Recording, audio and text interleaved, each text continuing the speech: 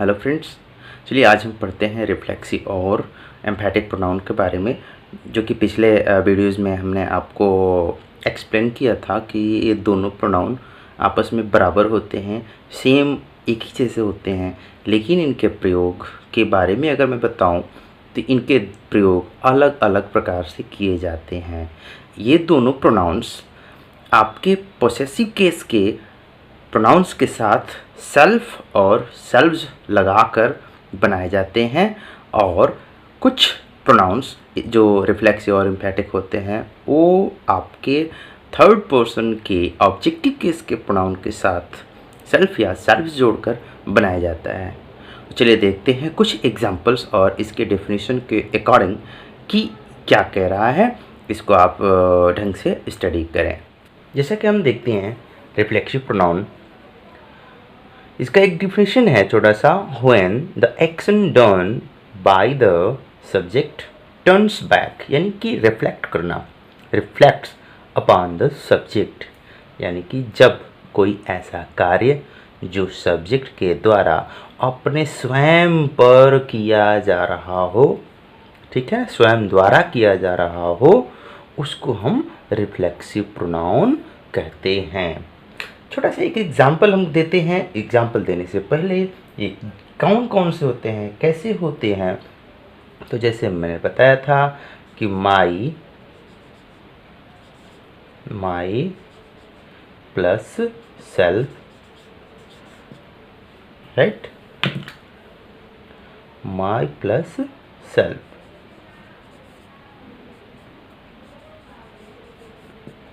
ठीक है, माई plus self, it plus self, right.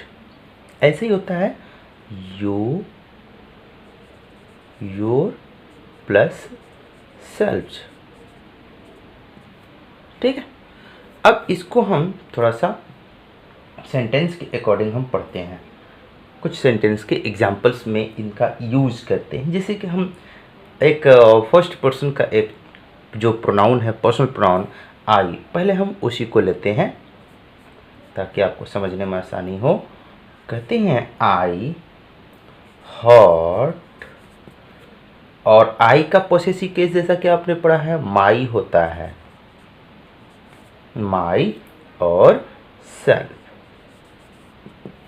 I hurt myself, मैंने अपने आप को चोटिल किया, राइट। फिर एक दूसरा लेते हैं कोई और, जैसे कि दी हॉर्स हर्ट इटसेल्फ। आप जानते हैं कि पशु पक्षियों के लिए, कीड़े मकोड़ों के लिए हम इट का प्रयोग करते हैं, थर्ड पर्सन के प्रोनाउन का प्रयोग करते हैं, तो उसके साथ सेल्फ मिलकर बना है। एक और छोटा सा एग्जांपल लेते हैं प्लूरल नंबर में। तो प्लूरल नंबर में जहाँ तक आपको मालूम है कि आप जानते हैं कि एक आता है दे, वी, यू, राइट। तो कह सकते हैं क्या, दे विल हर्ट देमसेल्फ, जैसा कि मैंने आपको पहले बताया था कि प्लूरल नंबर के प्रोनाउन के साथ आने वाला रिफ्लेक्सिव या एम्फैटिक उसके ऑब्जेक्टिव केस के प्रोनाउन से मिलकर बनता है। तो देखिए देम आपको दिख रहा है, देम में हमने SELVES मैंने जोड़ दिया है, देम सेल्फ हो गया है। वे स्वयं को चोटिल करेंगे, इसका अर्थ हुआ वे स्वयं को चोटिल करेंगे, राइट। अपने आप को या स्वयं को, इसका अर्थ होता है। तो चलिए देखते हैं अब रिफ्लेक्सिव प्रोनाउन को, जैसे कि आपने कुछ एग्जांपल्स में समझा, इसके बाद एम्फैटिक प्रोनाउन क्या कहता है। चलिए देखते हैं एम्फैटिक प्रोनाउंस क्या कहता है। Those compound personal pronouns are used for the sake of emphasis. वे कंपाउंड पर्सनल प्रोनाउन जैसे कि मैंने आपको बताया था कि पर्सनल प्रोनाउन से मिलकर ही बनते हैं, राइट। तो वही कह रहा है मिश्रित पर्सनल प्रोनाउन, ठीक है ना।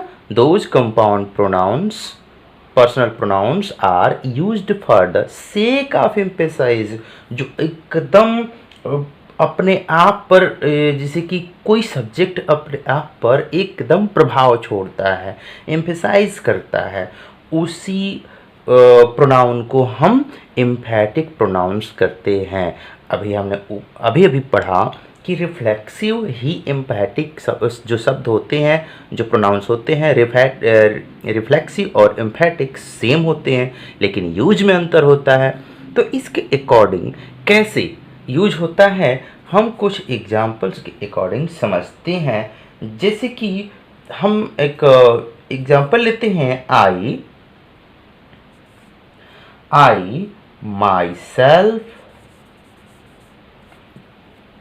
myself saw him do it। मैंने स्वयं ही इसे करते हुए उसको देखा। मैं स्वयं ही इसे करते हुए उसको देखा। अभी हम इसके बारे में एक और चर्चा करेंगे। एक और एग्जाम्पल लेते हैं इसी तरीके से। सी कहेंगे सी हर सेल्फ, जैसा कि मैंने बताया था कि थर्ड पर्सन के प्रोनाउंस के ऑब्जेक्टिव के प्रोनाउंस के साथ मिलकर ये बनते हैं। तो सी है तो सी का ऑब्जेक्टिव केस हर होता है, तो कहेंगे सी हर सेल्फ, राइट। सी हर सेल्फ सेज सो, वह स्वयं ही ऐसा कहती है, ठीक है ना। एक और ले लेते हैं। द टीचर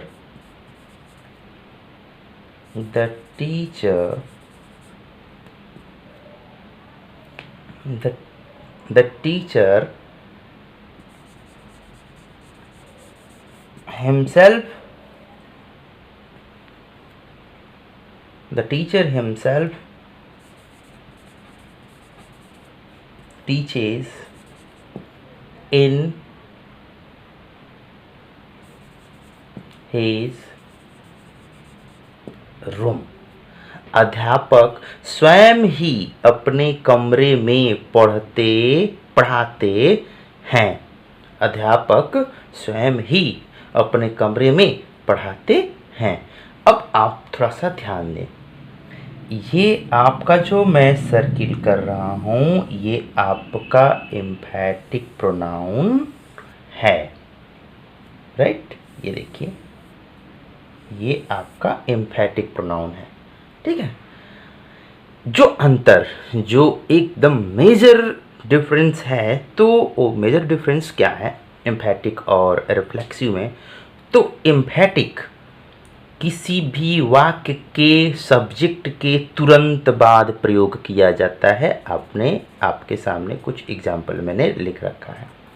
ये रहा सब्जेक्ट, ये सब्जेक्ट्स है, इसके तुरंत बाद आपका एम्फैटिक प्रोनाउन है। लेकिन यही अगर एम्फैटिक प्रोनाउन का या फिर यही प्रोनाउन अगर वाक्य के ऑब्जेक्ट के रूप में काम हो और ये वाक्य के सबसे बाद में आए, या यूं कह लीजिए कि वर्ब के बाद यूज हो, तो वह रिफ्लेक्सिव प्रोनाउन होता है, राइट।